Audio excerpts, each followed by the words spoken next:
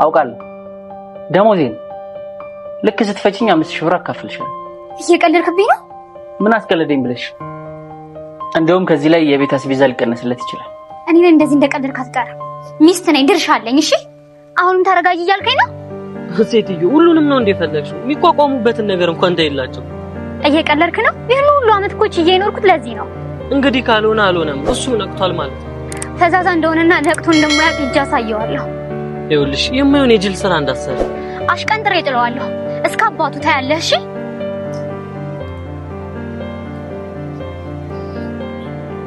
ከቤት ይውጡ።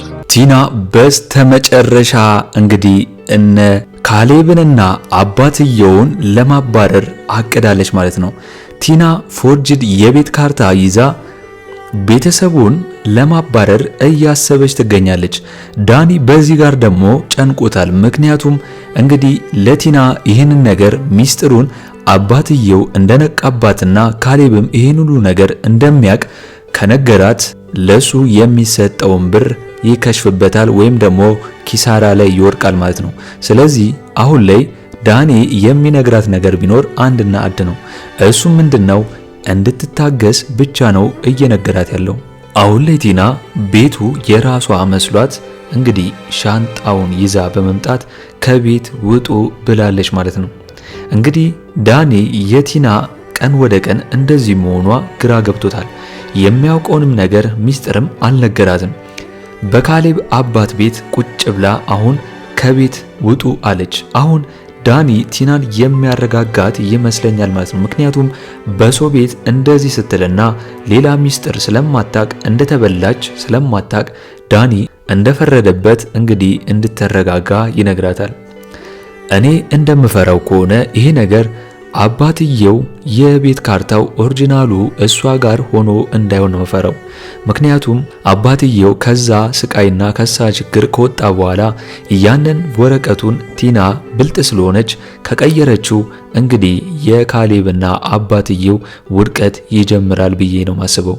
እስኪ እናንተ ቲና ያንን ወረቀት ፎርጅዱን የያዘችው ወይስ አባትየው የያዘውን ቀይሯለች? ሁላችሁም እስቲ ሐሳብ አስተያየታችሁን ኮሜንት ላይ አስቀምጡልኝ። እንግዲህ ቲና ክፍል 31 ቶሎ እንዲለቀቅ ሁላችሁም ኮሜንት ላይ ክፍል 31 ቶሎ ይለቀቅልን በማለት ይህንን ቪዲዮ ላይክ በማድረግ ጀምሩ። እንግዲህ ትሁት በክፍል 30 እንዳየነው ከሆነ ዳኒና ቲና እንግዲህ ያኔ ወደ ቤት ወደነ ካሌብ ጋር ሲገቡ ደንግጦ ነበር ማለት ነው ዳኒ። ምክንያቱም ኤደንን አልጠበቃትም ነበር እዛ መሆኗን። እንግዲህ ኤደን ምንድነው ያደረገችው? ወዲያው ቲናን ተዋወቀቻት። አባትየው ግን እንግዲህ በዳኒ ፊት ካሌብን እንዲሸኛት ኤደን ቢነግራትም ነገር ግን እንግዲህ ዳኒ ኤደንን ይወስድብኛል ብሎ ካሌብን ስለሚፈራ ራሱ እኔ ሸኛታለሁ ብሎ ይነሳል ማለት ነው። የዳኒ ደግሞ እንደዚህ መሆን መቅለብለብ ቲና ታየውና ትደነግጣለች። ምክንያቱም እንግዲህ ልጅቷ ለዳኒ ምኑ ናት ብላ ስለምሰጋሷ። አሁን ላይ ቲና ዳኒ ከኤደን ጋር ያለው ግንኙነት ምን እንደሆነ ብትጠይቀውም ዳኒ ግን ቲናን በማስቀየስ እንድትረጋጋና ሰከን እንድትል እየጠየቃት ነው የሚገኘው። ነገር ግን ሚስጥሩን አልነገራትም። ይባስ ብሎ ቲና የካሌብን አባት ስንት ጊዜ እንደምትሰጣቸውና ከቤታቸው ለማስወጣት ይህን ያህል ጊዜ ነው የምሰጣችሁ ጭራሽ በማለት እያቀደች ነው የምትገኘው። ነገር ግን ዳኒ ይህንን ነገር ስለሚያውቅ አሁንም እንድትረጋጋ ቢነግራትም ዳኒን ግን አሁንም እሷ ከሰው አልቆጠረችውም። አሁን ላይ ቲና ቤቷ የራሷ ያደረገች መስሏት ጭራሽ እየጨፈረች ነው ያለችው። ምክንያቱም ካርታው እጇ ላይ ስላለ ፌኪውን ኦሪጂናል ግን አላየችውም። ይባስ ብሎ ሰራተኛዋን ትሁት እንድትዘጋጅና ከቤት እንድትወጣ ጠይቃታለች ማለት ነው። የካሌብ አባት አሁን ላይ ዳኒ ምንም እንዳያወራና ካወራ ደግሞ ኪሳራ ላይ እንደሚወድቅ ነግሯታል። ዳኒ ግን የቲና ነገር ወደ አልተፈለገ አቅጣጫ እየሄደ እንደሆነ ስለተረዳ አባትየውን ይሄ ነገር በዚህ ለምን አያበቃም ብሎታል ማለት ነው። ጭራሽ ለአባትየው እህቴ ነች አይደል ለምንድነው ማያሳስበኝ እያለ ይሰክሰዋል። ነገር ግን የካሌብ አባት የዳኒና የቲና ግንኙነትን በደንብ ያውቀው ነበር ማለት ነው። የካሌብ አባት ዳኒን ከዚህ ነገር ውስጥ እጁን እንዲያወጣ ነግሮታል።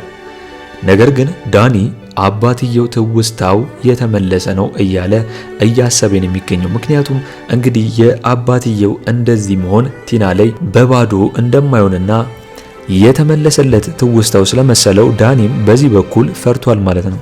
እንግዲህ ካሌብ ቲናን በልህ ካሁን ካሁን በገድላትና ባጠፋት ደስ ይለኛል እያለ ነው የሚገኘው። ምክንያቱም ልጅቷ በጣም ከባድና መጥፎ ስለሆነች። ነገር ግን አባትየው እንዲረጋጋ ካሌብን ነግሮታል። ዳኒ ትሁትን የምታስቢው ነገር ተሳካልሽ፣ ከሰራተኝነት ወደ ቤት ባለቤትነት ገባሽ እኮ እያለ እየነገራት ይገኛል። ምክንያቱም ትሁት ካሌብን እንደምትወደው እንግዲህ ዳኒ ስለሚያውቅ ማለት ነው። አሁን ላይ ዳኒ ቤቱ ካርታው በአባትየውና በካሌብ እጅ እንዳለ ያውቃል። ነገር ግን ዳኒ የሚፈልገው ነገር አንድና አንድ ነው። ምክንያቱም ከአባትየው ብር ለመቀበልና ለመበደር ስለሚፈልግ አባትየው ደግሞ ይህንን ብር እንደሚሰጠው ነግሮታል። ነገር ግን ይህንን ሚስጥር ከያዘ ብቻ እንደሆነ ለዳኒ አሳውቆታል ማለት ነው። ሌላው ደግሞ ኤደን የካሌብ ሚስት እንደሆነች ነው የምታውቀው እና ለዳኒ ደግሞ እህቱ ነው የመሰለችው እንጂ አሁን ለኤደን ዳኒ የቲና ፍቅረኛ እንደሆነች ቢያቅ ዝም አትለውም ነበር። ነገር ግን አሁን ላይ አባትየው የቲናን እስከ መጨረሻ የምታደርገውን ነገር እየጠበቃት ነው የሚገኘው። ውሳኔውን አልወሰነም ማለት ነው። ዳኒ ደግሞ ከቲና ይልቅ ለኤደን ፍቅር እንዳለውና በደንብ እንደሚያፈቅራትም ግልጽ ነው። ቲናን የሚፈልጋት ለእሷን ለመጠቀሚያ እንጂ እንደማይወዳትና እንደማያፈቅራት እንግዲህ ግልጽ ነው ማለት ነው። እንግዲህ ካሌብና አባቱ አንድ እቅድ አቅደዋል። እሱም ምንድነው? በአካውንት ውስጥ ያለውን ገንዘብ አውጥቶ ትንሽ ገንዘብ አስቀምጦላታል። ምክንያቱም እሷ እንካፈል ማለቷ ስለማይቀር ማለት ነው። በዛም ወይ እንግዲህ እሷም መታ እንካፈል ብላው ነበር የባንኩን ቡክ ስታይ ማለት ነው። የባንኩን ቡክ ስታይ ብሩ በስሙ ብዙ እንደሌለና ትንሽ እንደሆነ ታያለች። ይሄም አልበቃ ብሏት ሄዳ ለምን የራሴን ገንዘብ አሰጠኝም ብላ እንግዲህ ካሌብን እየጨቀጨቀችው ትገኛለች። አሁን ላይ ቲና የካሌብን ብር፣ ገንዘብ፣ ሀብት ለመውረስ ነው እዛ ቤት ያለችው ማለት ነው እንጂ ካሌብን አፍቅራው እንዳልሆነና እንግዲህ ዳኒንም እንደምትወደው ለዳኒ ደግሞ ይህን ሁላ ብዙ መስዋዕትነት እንደምትከፍልም ይታወቃል። ይባስ ብሎ ካሌብ በሰራው ብር እሷ እያወደመች ያ ሁሉ ያፈራነው ብርስ ብላ እየጠየቀችው ነው የምትገኘው።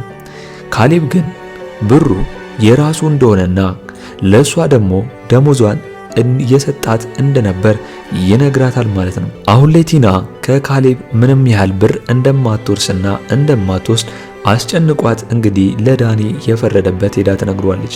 ነገር ግን አሁን ላይ ዳኒ እንድትረጋጋ ነው የሚነግራት። ምክንያቱም ሚስጥሩን አይነግራትም፣ የራሱን ገንዘብ ከአባትየው ለመቀበል ሲል ማለት ነው።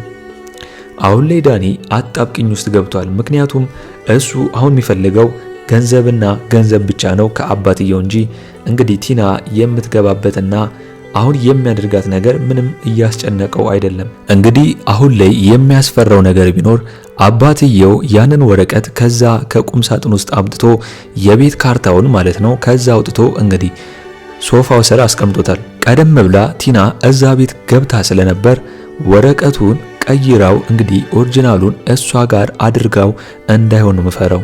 እንግዲህ እነ ካሌብና አባትየው ቲናን ሸወርና ሲሉ እሷ ሸውዳቸው እንዳይሆን እንግዲህ በጣም ከባድ ነው ብዬ አስባለሁ። እስኪ እናንተስ ይህ ነገር ቲና ታደርገዋለች ወይስ አታደርገውም የሚለውን እስቲ ሁላችሁም ሐሳብ አስተያየታችሁን ኮሜንት ላይ አስቀምጡልኝ።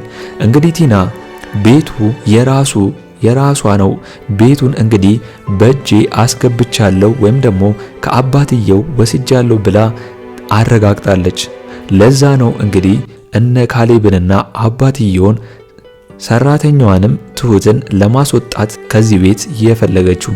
እንግዲህ ኦሪጂናል ይሁን ፎርጅድ ይሁን እሷ አላየችውም። ነገር ግን ይህን ሁላ እምነት የጣለባትና በራስ መተማመኗ የሆነው ምን ያህል ቢሆን ነው ወዲያው እነሱን ለማባረር ውሳኔ ላይ ደረሰችው።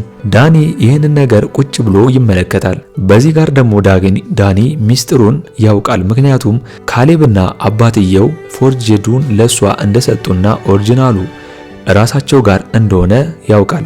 ስለዚህ ይህንን ሚስጥር ደግሞ ለቲና ከነገረ ቲና እንግዲህ ትናገራለች ብሎ ስለሚያስብ አባትየው ለዳኒ ያሰበለትን ብር ወይም ደግሞ ስጦታ እንደማያገኘው ስለሚያውቅ ያንን ብር ለማግኘት ደግሞ ዝምታ መርጧል ማለት ነው። ነገር ግን በተዘዋዋሪ ዳኒ ቲናን እንድትረጋጋና ሰከን እንድትል ያሰበችው ነገር ከንቱ እንደሆነና ያ ነገር እንደማይሆንላት በተደጋጋሚ ጊዜ እውነቱን ባይነግራትም ጫፍ ጫፉን ነግሯታል። ቲና ግን አሁን ላይ ገንዘብና ገንዘብ ስላወራት የራሳቸውን ቤት ከራሳቸው ቤት ላይ እንግዲህ እነሱን ለማስወጣትና ለማባረር ወስናለች።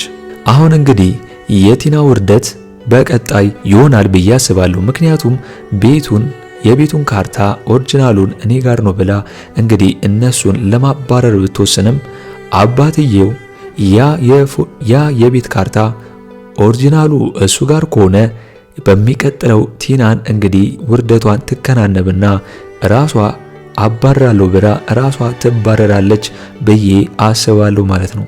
እናንተም በዚህ ጉዳይ እስቲ ሁላችሁም ሐሳብ አስተያየታችሁን ኮሜንት ላይ አስቀምጡልኝ። እንግዲህ ትሁት ክፍል 31 ቶሎ እንደተለቀቀ እኛም በኮሚኒቲ ፖስታችን ስር ወዲያው ለእናንተ የምናስቀምጥላችሁ ይሆናል ማለት ነው። ለአምባር ሚዲያ አዲስ ከሆናችሁና ሰብስክራይብ እስካሁን ያላደረጋችሁ ካላችሁ ሰብስክራይብ በማድረግና የደውል ምልክቱን በመጫን ቤተሰብ እንድትሆኑን በአክብሮት እንጋብዛለን። በቀጣይ ክፍል እስከምንገናኝ ድረስ ሰናይ ቆይታ ይሁንላችሁ። ቻው ቻው።